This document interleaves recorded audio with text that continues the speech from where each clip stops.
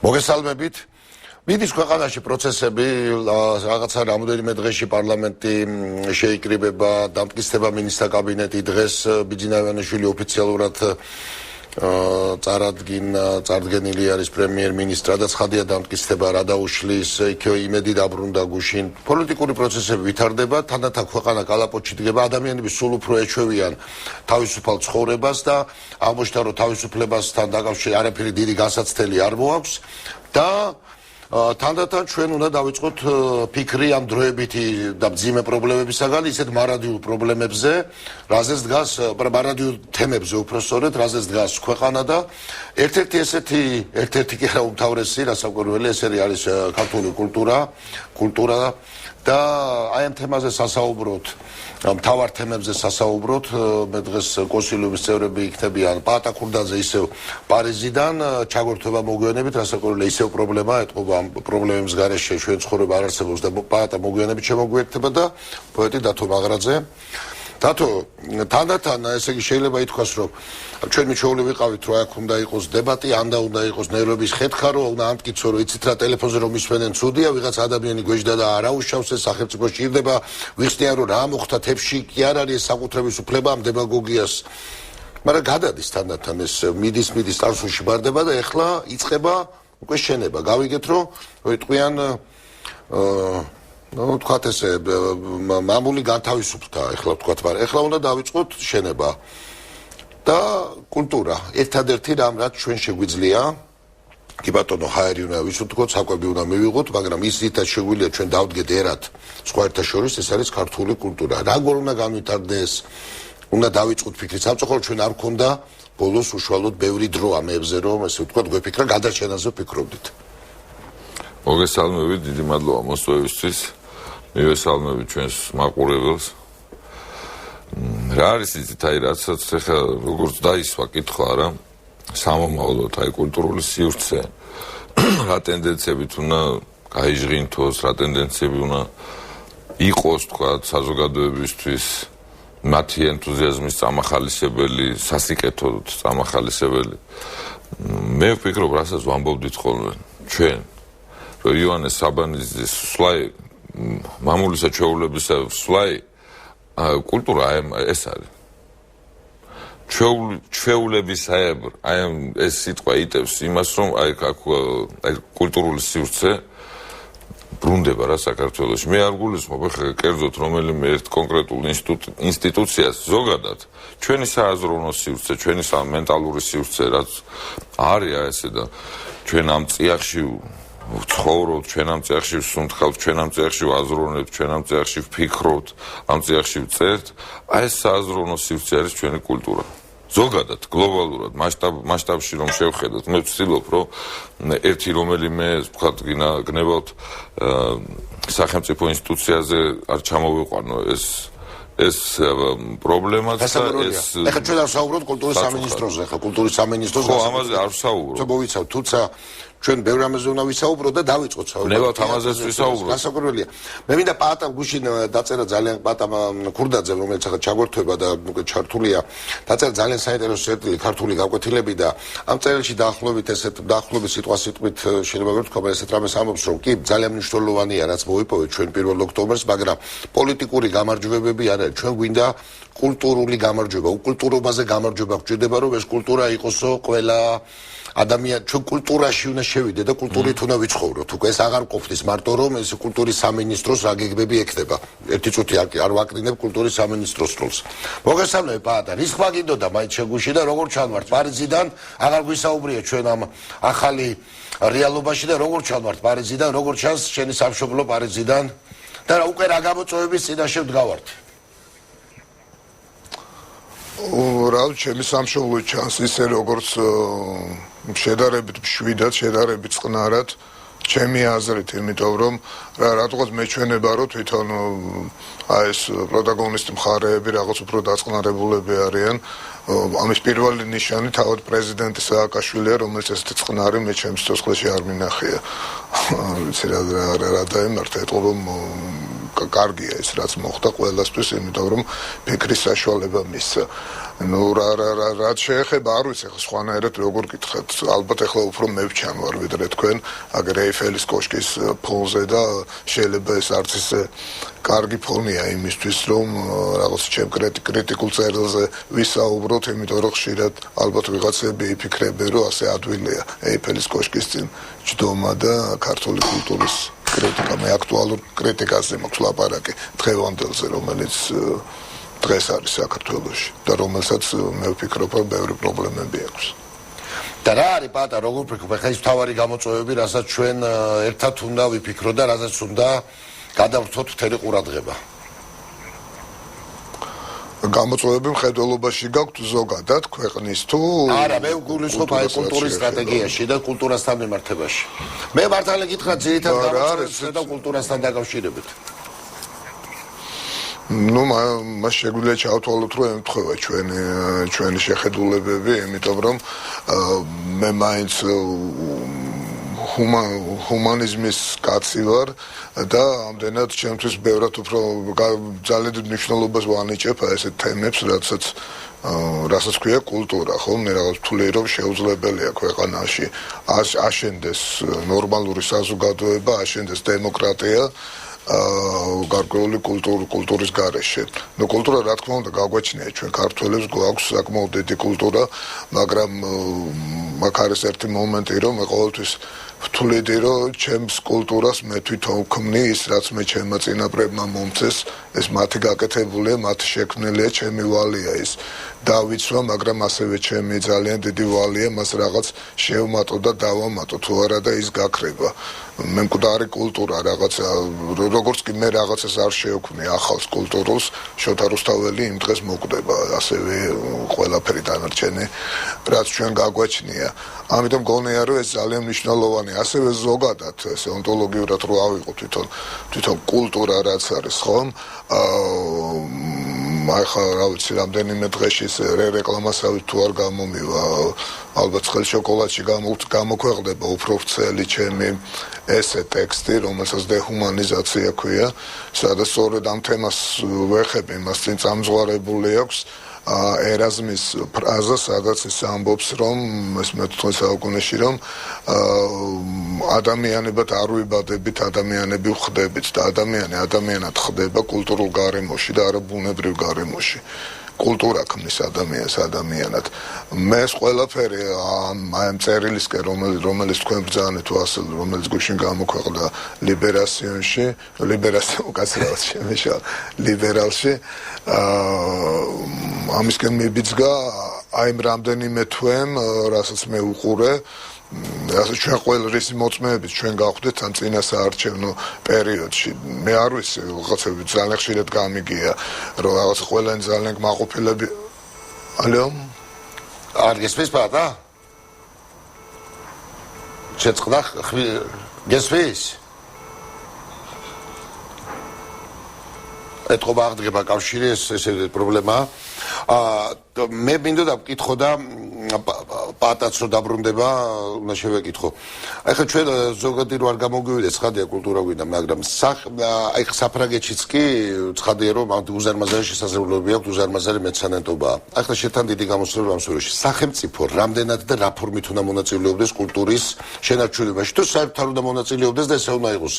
კი ბატონო, დადგის სპექტაკლი და ნახოს მაყურებელმა და თუ არ ნახავს, აი დარდი, თქვა სახელმწიფოს ესეთი პოზიციას. აი როგორ უნდა პატას მე ძირითად ნაწილს ვეთანხმები ხა მის მოსაზრებას ამაში, რომ თქვა კულტურა უფრო სახელმწიფოს შენებაში ჩანს, დემოკრატიული ინსტიტუციების შენებაში, ვიდრე თქვა რომელიმე ნახატში ერთშია ერის ნაციის კულტურა უფრო ალბათ ამაში ჩანს. ალბათ მე როგორც გავიგე ამას ამბობდა პატა. მე თითქოს გავიგე რომ ესეც კარგია დავაზუსტებ, გავიგე რომ ეს ერთ-ერთი ნაწილი უნდა იყოს. ჩვენი აი როგორ ჩანს მაშინ კაი იმაზე გადავდივართ ჩვენში აღრევა მოხდა რა უბრალოდ ვერ არ არის შეთანხმებული საზოგადოება რას როცა ვამბობთ კულტურას რას გულისხმობთ ხელოვნებას ჩვენი სულიერების ისტორიას კულტურის ისტორიას თუ თქვა ზოგადად აი საზოგადოების ცხოვრების წესს მე ვფიქრობ რომ საზოგადოების ცხოვრების წესია აქ უფრო ჩანს კულტურა ვიდრე თქვა შეიძლება იყოს ერთი გენიალური კაცი თქვა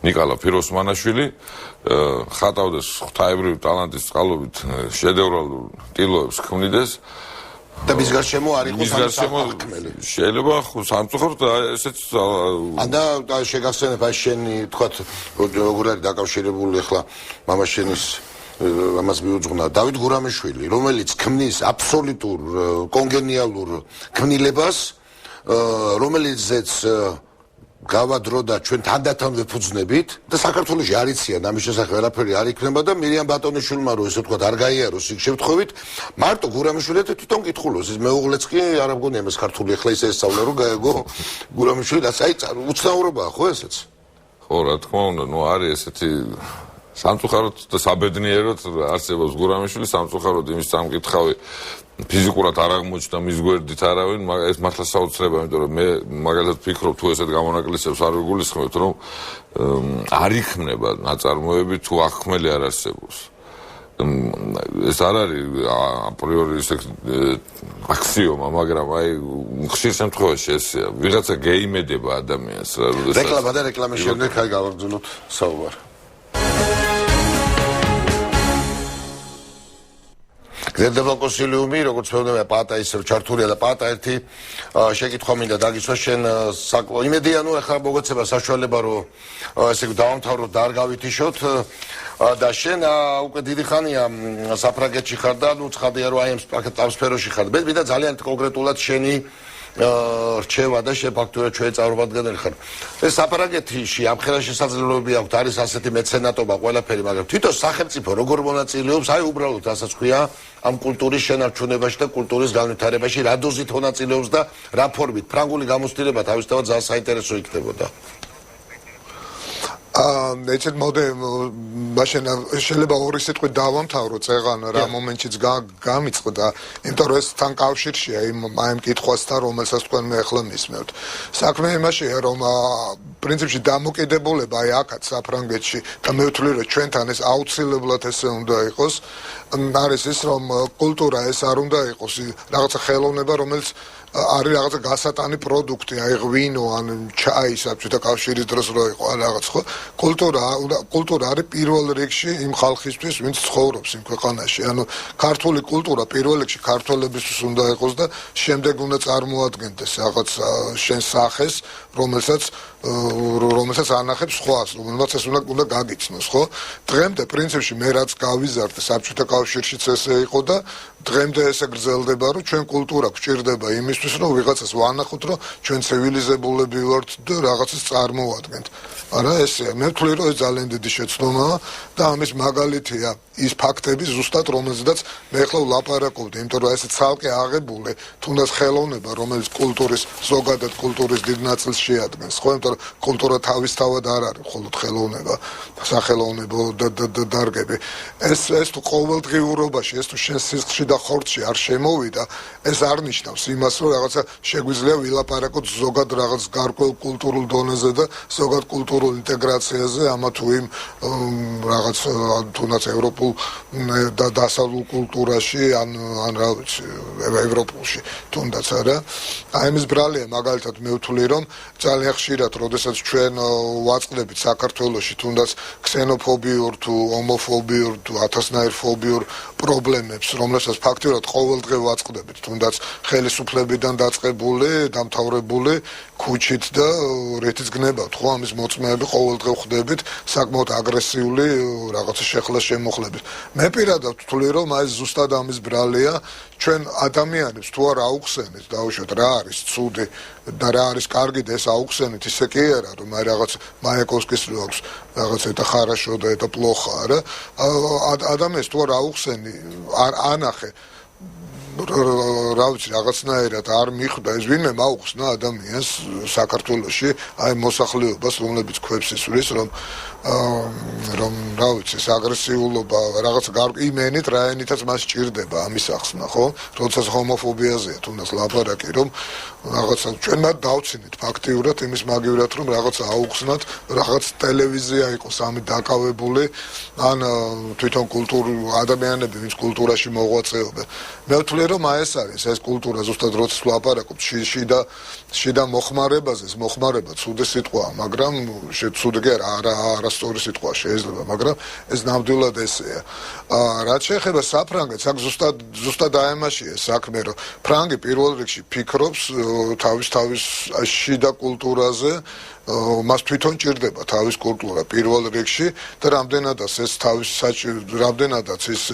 თავის კულტურას განუწყვეტლივ ამუშავებს განუწყვეტლივ განვითარების პროცესშია ფრანგული კულტურა ამდენად ის მნიშვნელოვანი ხდება სხვებისთვისაც მათ შორის ჩვენთვის ის ძალიან გვიყვარს და მოგწონს და რა თქმა უნდა სახელმწიფო ამაში ერევა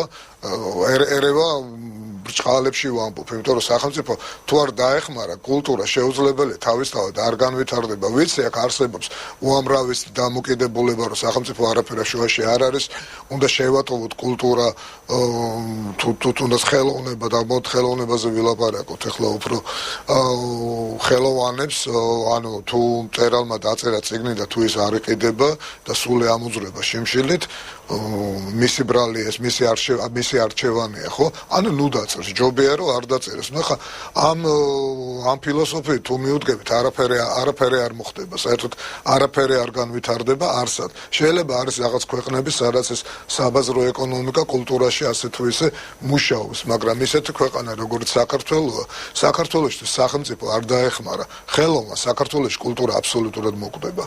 აღარ იარსებებს უბრალოდ არაფერი. მე მახსოვს 2 წლის წინ გოგი გვახარიას მიმიწვია თავის გადაცემაში და გავაკეთეთ ეს გადაცემა რომელიც ზუსტად ამ თემას ეხებოდა. აი ახალ მდიდრებს საქართველოში და ეგ რაღაც შევეხეთ აი ამ თემასაც, ხო? ამდენად ეხმარებიან ისინი, ამდენად ყიდულობენ, ამდენად ხარჯავენ ფულს ხელოვნებაში, არ ხარჯავენ. მე ნამდვილად ვერ ვენდობ, ეხლა რაღაც დაველოდო იმას, რომ საზოგადოება გამდიდრდება საქართველოში და ეს თავისთავად სამომხმარებლო კულტურულ სამომხმარებლო დონეს აწევს ზევით, მე ამას ნამდვილად ამისი არ მჯერა, იმიტომ რომ რაღაცა შემოსავალი არ ნიშნავს იმას, რომ აუცილებლად ის უნდა განვითარდეს, რაც განსავითარებელია, რა. ამიტომ გონია რომ სახელმწიფოს როლი აქ ძალიან დიდია, ძალიან მნიშვნელოვანია და თუ არ გვინდა რომ რაღაცა მოკვდეს ეს ხელოვნება მთლიანად საქართველოში, ჩემი აზრით საქართველო უნდა ჩაერიოს და დაეხო. საფრანგეთს ახლა რო გითხრათ ეს რაღაცა ჭორები კი რაღაცა მითები დადის რომ აქ წამიკითხია ზოგიერთ ქართულ ჟურნალში რომ აქ რაღაცა მხატვარი თუ ხელოვანი ერთი კვირა იმუშავებს და მე 3 წელი დახმარებას იღებს, ეს არის აბსოლუტურად ტყუილი, აქ ესე არ არის. მე თვითონ ეს ქვია ეს ანტერმიტან ეგრე ქვია, მე თვითონ გავდივარ ეს თავისუფალი პროფესიის ადამიანებში და მე მჭირდება წელიწადში ვიმუშაო დაახლოებით 600 საათამდე იმისათვის, რომ უმუშევრობის დაზღვევა მე შემდეგ უმუშაო იმ პერიოდში, როდესაც არ უმუშაობ, რაღაცა ამინაზღაუროს. ეს ძალიან დიდი დროა, ფაქტიურად წელიწადში 600 საათზე მეტი თუ 600 საათი თუ მუშაობ, და როდესაც შეხელოვნების დარგში ხარ და თავისუფალი ესეც წარმოადგენს უყველა ფაქტიურად მთელი თუნდაც თქვენი კოლეგები ის ტელევიზიებში მუშაობენ, ხო? მაშინ ნიშნავს, შენ არანაირი პრობლემა არ აქვს, მაგრამ რაც შეეხება ხა ამ მხატვრებს და მუსიკოსებს, ესენი უყველანი ცხოვრობენ, არის ეს RM ქვია, რაღაცა მინიმალური დახმარებაა სახელმწიფოსგან, რაღაცებს ეს არ ქვია იმას, რომ ხელოვნებას ეხმარება სახელმწიფო მაინც და მაინც, არა, მაგრამ აქ სულ არის, იცით, აი რაღაცა მინიმალური არსებობის საშუალება გააქვს, აქვს ადამიანს არსებობის, ამ ფულით ვერ იცხოვრებ, რა ფულითაც სახელმწიფო აქ შეიძლება ცოტათი ეხმარებოდეს ხელოვანს, შეუძლებელია ამ ფულით ცხოვრება, მაგრამ გაძლევს იმდენს, რომ უბრალოდ შიმშილით არ მოკვდა და მე უკვე შენი არჩევანია. შენ თუ მართლა გინდა რაღაცას გააკეთებ და იცხოვრებ, რა ვიცი, შექმნი და თუ არ გინდა და მაშინ წახვალ და სადღაც სხვაგან იმუშავებ, გექნება ეს მინიმალური ხელფასი, რომელიც 1200 ევროა საფრანგეთში და უბრალოდ ვეღარ მოახერხებ, რომ ხელოვნება გააკეთო, მაგრამ აიმს არჩევნის უფლება აქ ხელოვანს აქვს. მას შეუძლია იყოს ღარები და იყოს ხელოვანი. საქართველოში არ აქვს ამ არჩევნის უფლება ადამიანს. ჩემი აზრით, იმიტომ რომ მან უბრალოდ ვერ იცხოვრებ, აი როგორ უნდა იცხოვრო, მე ვიცი უბრალოდ ძალიან ბევრს ვიცნობ საქართველოში, ჩემი მეგობრები ძირითადად არიან უმეტესობა არიან ხალხი, რომელიც ხელოვნების სხვადასხვა დარგშია დაკავებული და შეუძლებელია მათთვის ფაქტიურად ცხოვრება და არ ვიცი, უნდა ავირჩიოთ როგორ საზოგადოებაში გვინდა ცხოვრება, ხო? თუ გვინდა, თუ მოგწონთ, აი პარიზში რო ჩამობრძანდებით, თუ მოგწონთ აკაურობა პარიზი არტისტების გაკეთებული ქალაქია. საერთოდ არტისტები ქმნიან იმას, რასაც მილიონერები ყიდულობენ, თორე ფული თუ იმისთვის გვინდა რომ ფულით ისევ ფული ვიყიდოთ, კი ბატონო, მაგრამ რაღაცა ხო უნდა შევქმნათ ისეთი, რომ იგივე თუნდაც იმ ხალხს, ვისაც ეს თანხა გააჩნია, რაღაცა შეიძინოს და ქვეყანაში თუ არა ყავს, არ ვიცი, ამას ხშირად ვამბობ ხოლმე, 5000 ცუდი მხატვარი არ გეყოლება, ორი ძალიან კარგი მხატვარი აქვს პიკასოზე არა მაქვს უკვე ლაპარაკი. ამას წინათ ზუსტად ეს და ასევე ლიბერაციონში გამოაქვეყნა. აი ამის წინა სტატია ისიც კულტურაზე იყო, სწორედ ამას ვამბობდი, რომ ქვეყანაში სადაც 2000 ან მეტი ცუდი ვიოლონისტი არ აქვს, იაშა ხეიფეცი არ დაიბადება, შეუძლებელია. არ შეიძლება რაღაცა დაველოდოთ, როდის დაიბადება ერთი გენიოსი, რომელიც გახდება რაღაცა ძალიან დიდი მევიოლინე და სახელმწიფო მაინც და მაინც იმას დაეხმარება. ან ერთი პიკასო დაიბადება და პიკასო თუ ხარ შენ დახმარება აღარ გჭირდება, ესედაც ჩვენივად ხარ. ბატა ძალიან დიდი მადლობა ეს არის ხედვა ჩვენ შეიძლება ითქვას არა მარტო ამ გადაცემაში ჩვენ ვიწყებთ ახლა თანანთან ფიქს ამ ქვეყანაში მე დარწმუნებული ვარ კიდე სპეციალისტების ივჯელებენ მაგრამ ეს არის ერთი რამ ხედვა ბატა ისევ ძალიან დიდი მადლობა მე იმედი მაქვს რომ ჩვენ რამდენიმე დღეში ბატა ვიცი ჩამოდის და ჩვენ შევხვდებით და მოგვეცემა ამ ტექნიკური საშუალების გარეშე საუბრის საშუალება რაც არის რომ მე ჩაკითხვის და რეპლიკის საშუალება აქვს მე ახლა ორი რაღაცა მეცდო ჩვენ რეკლამის შემდეგ მინდა ვისაუბროთ და თუ რამოდენიმე საკითხი შევთვის შავი ნიშნე და ალბათ უკვე ჩვენ ვისაუბრებთ უკვე ამ ჩართვის გარეშე რეკლამა და რეკლამის შემდეგ გავაგრძელებთ საუბარს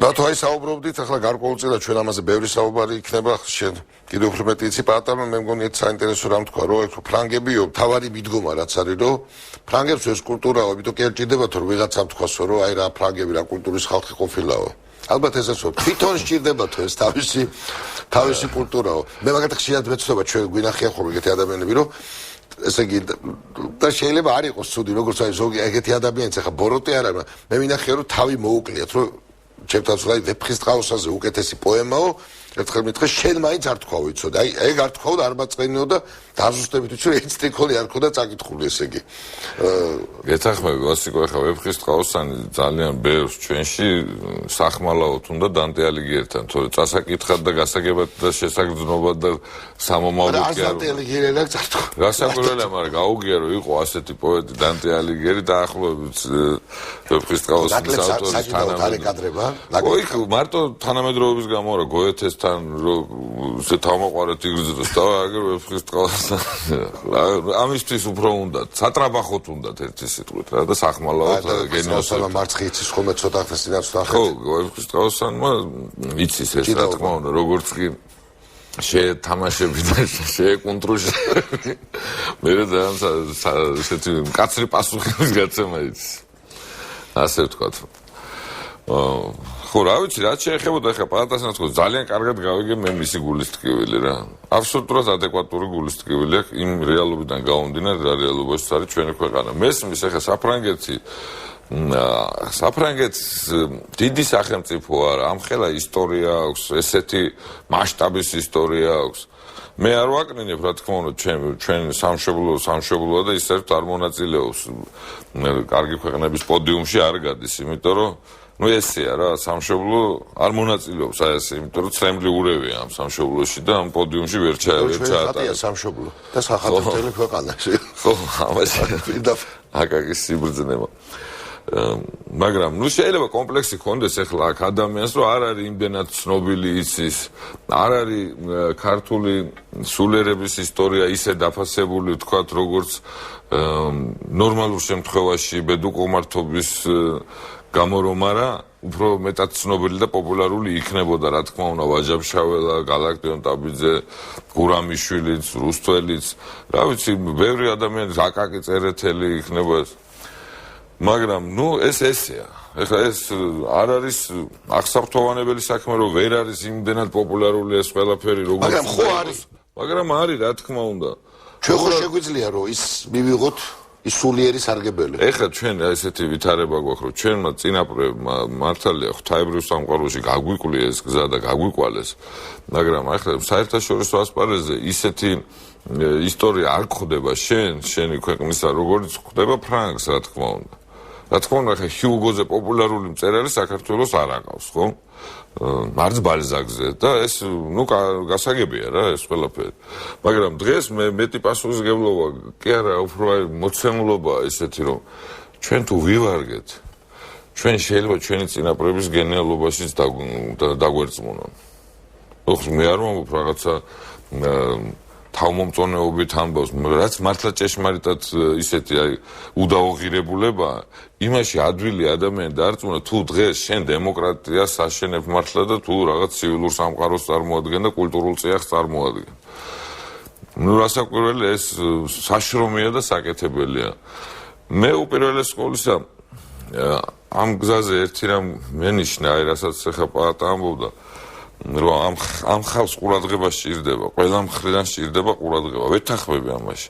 ეხლა არის ფორმები, გააჩნია ფორმას. ეხლა ისე ხო არის ხელისუფლება და სახელმწიფო რომ თვითონ შეიძლება ადამიანსაც თავისი შემოსავალი ისე შესთავაზო რომ იმანაც არ იგრძნოს და დამცირებულად არ იგრძნოს თავი.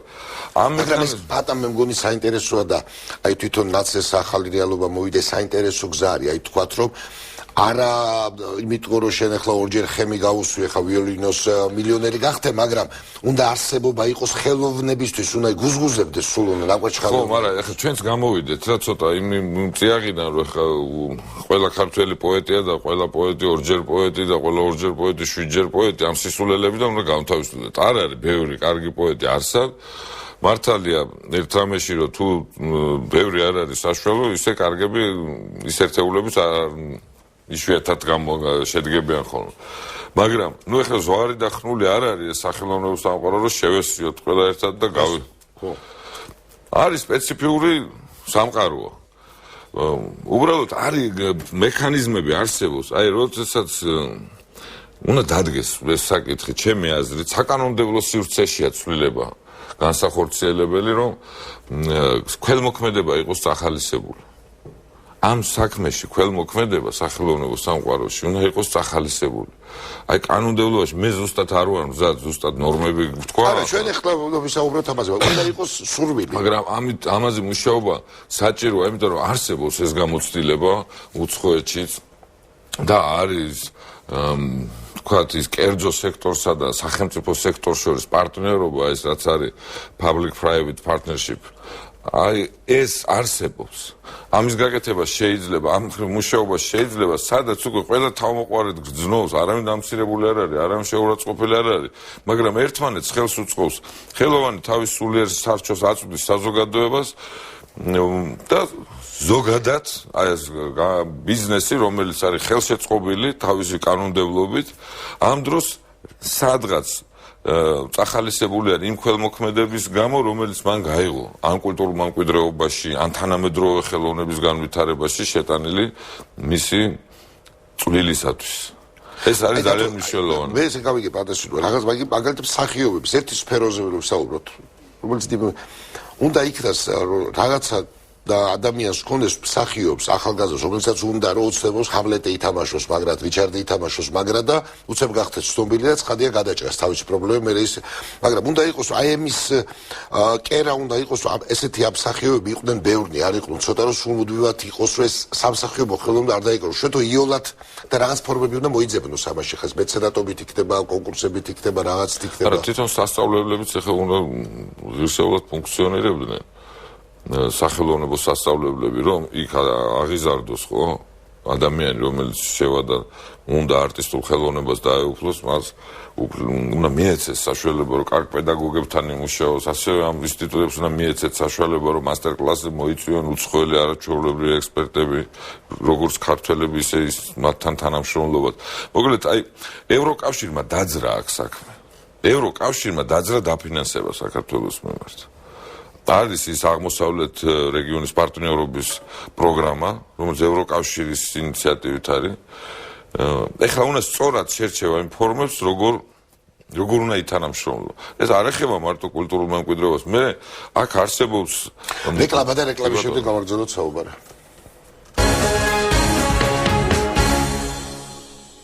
ძლდება კონსილიუმი, კონსილიუმის სტუმარია დავით მაღრაძე, ჩვენთან სტუმრად იყო ბატონი პაატა ქურდაძე. და თუ ამაზე ვსაუბრობდით, მან პოლიტიკაზე როგორ იქნა საგებული. იგივე, მაგალითად, თეატრის ეს ხო არ შეიძლება საქართველოში არ იყოს თეატრი, ვთქვათ.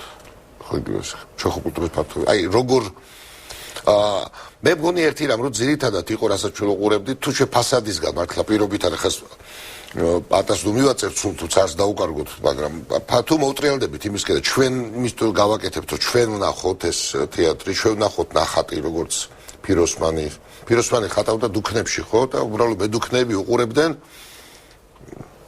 სოფლიოს შედევრებს, ხო?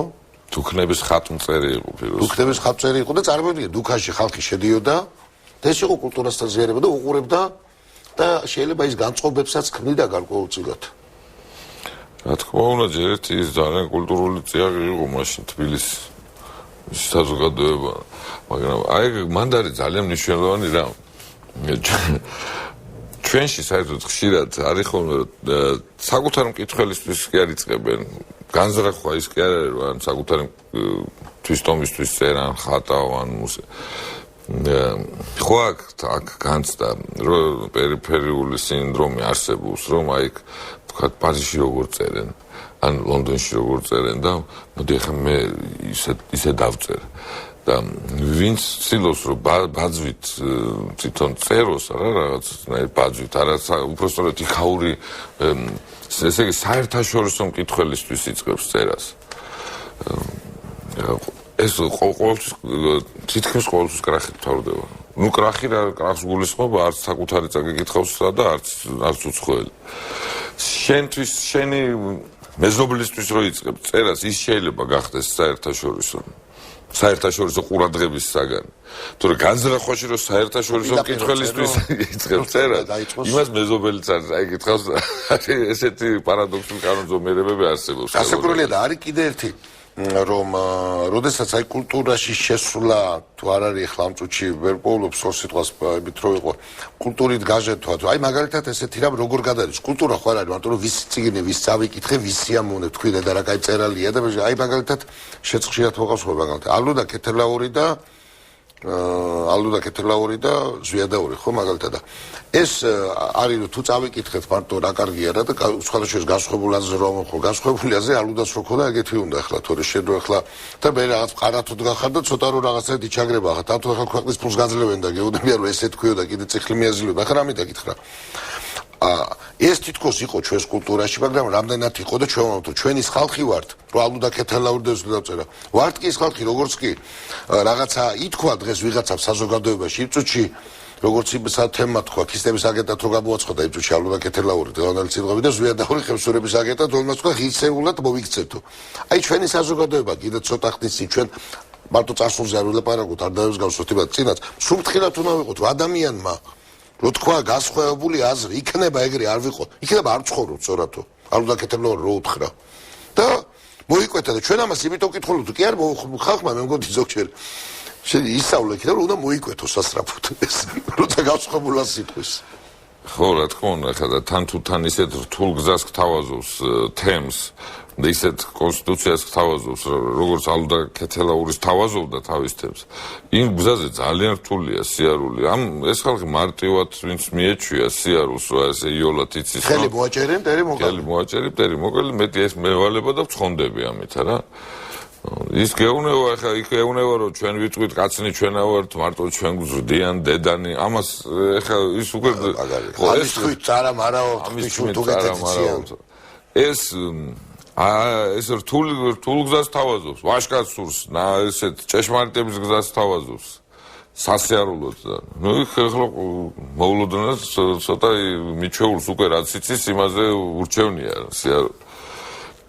ესე არის სამწუხაროდ ახლა რა თქმა უნდა ალუდა ქეთელაურის შემქმნელი ხალხი კი არა ვართ ვაჟა-ფშაველა იყო მაგრამ ხალხი ჩვენის ხალხიცა ვართ ვინც ალუდა მოიკვეთა რა ესეც უნდა გვახსოვდეს აი აქ არის სიფრთხილე და სიფხიზლე საჭირო რიჩარდი ვინც დადგა იმის მოკვეთის ცდელობაც ჰქონდა თუცა რიჩარდი ჩვენ თვალწინ თამაშდებოდა რიჩარდის დრამა პირდაპირ თამაშდებოდა ხო რიჩარდი და მისი იმაზე ვთქვით რომ ის მოვიკვეთეთ და ვთქვით რომ რაიც მაგან ახლა თეატრი ქონდა სერიოზული ცდელობა რიჩარდის მოკვეთის თუცა ეს ხო თავისთავად აი ისტორიას როგორ უყვარს თამაში ხო რა თქმა უნდა უბრალოდ აი კულტურა არ უნდა ქეთელაურის გზაშია კულტურა ეს არის კულტურა ეს არის კულტურის გაძალიანება რომ არ გინდა რომ შეხვიდე ამ წიაღში და ამ სამყაროში უკულტურობაში გინდა ცხოვრება და ეჭიდავები ვინ ჭეშმა ეს არის ის გზა რომელიც ქრისტემ მოიტანა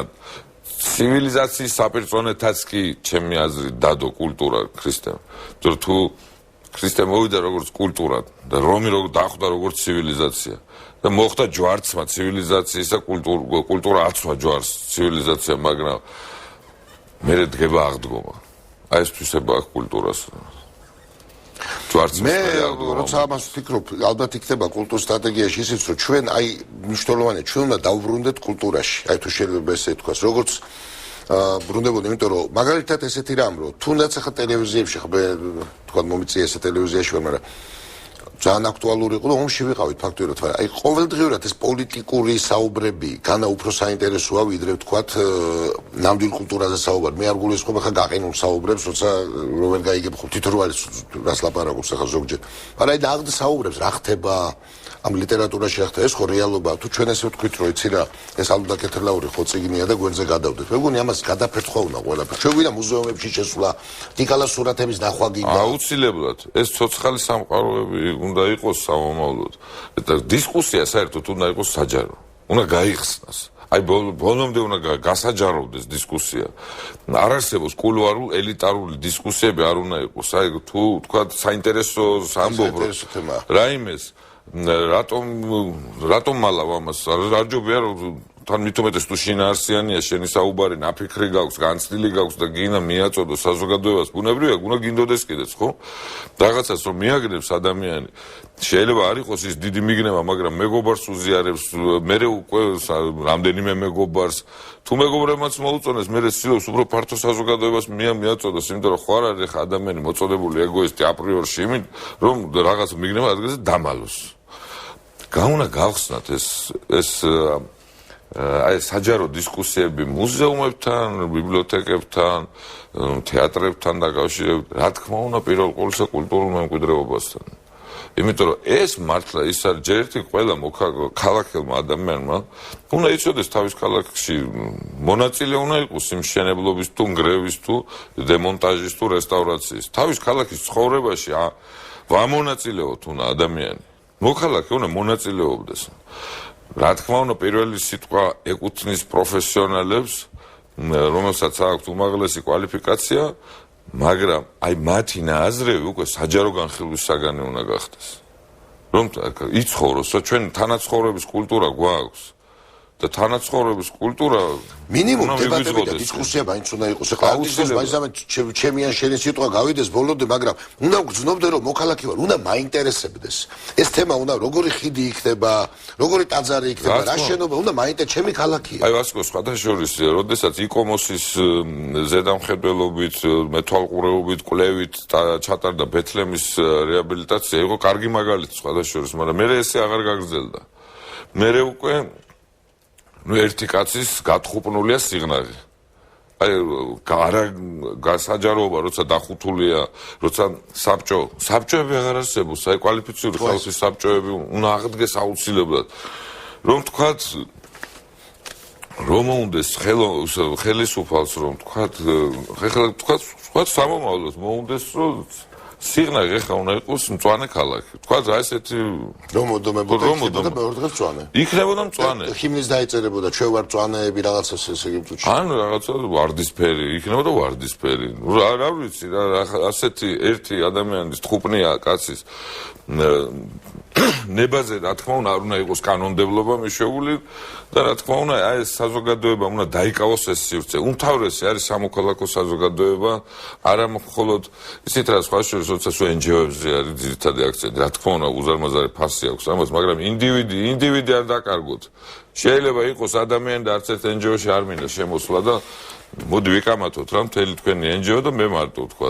იქნება მე ვამბობ მართალ. აი შეცე კარგად ამიტომ ესე არ არის რომ NGO-ში თუ არ მართალი ვარ, მე ვარ NGO-შნიკი, ანუ ესე იგი მე ვარ მართალი.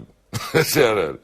თქვენ გაქვთ უზარმაზარი ფასი, მეც არაერთი არასამთავრობო ორგანიზაცია დამიფუძნებია და პრეზიდენტის ყოფილი ვარ და დრიგითი წევრიც ამ ორგანიზაციების, მაგრამ ინდივიდი არ უნდა გაქრეს. ერთი მოქალაქე არის ყველაზე მთავარი ვინმე სახელმწიფოში. ერთი მოქალაქე. აი ამის ფასი უნდა იცოდეს სახელმწიფო. ამლაკეთელო რს ვარ ქონდა არასამთავრობო ორგანიზაცია, მაგრამ დადგა.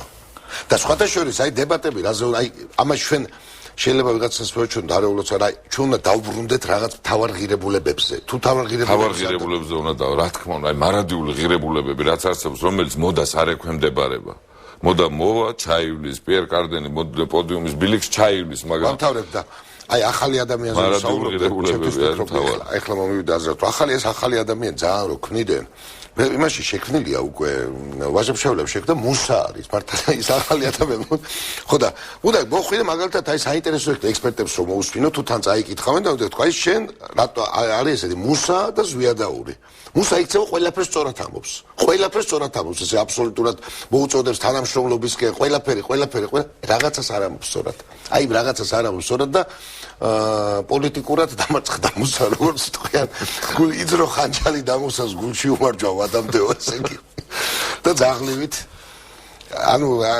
ეს არის ანუ მადლობა დათულ მოხდა ესე ჩვენ ერთი რამე რასაკვირველი ეს არ არის გადაცემის მაგრამ ჩვენ თანათან რაც უფრო მინდოდა რომ მოვწყდეთ უკვე თანათან პოლიტიკურ დებატებს შენ ეს თქვი მე ეს თქვი აქამდენი პროცენტი იქამდენი პროცენტი რასაკვირველია მნიშვნელოვანია რასაკვირველია უნდა იყოს მაგრამ ამ თავარი არ გაგვეპაროს ამასობაში თავარი არ დაგვავიწყდეს რომ ბოლო ადამიანი ისთვის ცხოვრობ რო ფიროსმანის ნახატი ნახო მიქელანჯელო ნახო ღირსება რა ჯოვანი პიკოდელა მირანდოლონო ჩადო აი ტრაქტატში ღირსების ის მარადიული ღირებულებაა ისთვისაც ადამიანი იბადება და ცხოვრობს ის სახანიც ადამიანი რო ეს აფრიკაში და რა მოხატა იმისთვის ხელოვნებისთვის ცხოვრობდა ეს მამონტი რომ მოკლებით კი არ არის მნიშვნელოვანი რომ დახატა მერე და სასაული რო არის ეს არის მნიშვნელოვანი ძალიან დიდი მადლობა ჩვენ ხვალ საღამოში ხვდებით 8 საათზე და ვიფიქროთ მარადიულ თემებზე ხანდახან ყოველდღიური ამავების გადამკიდეება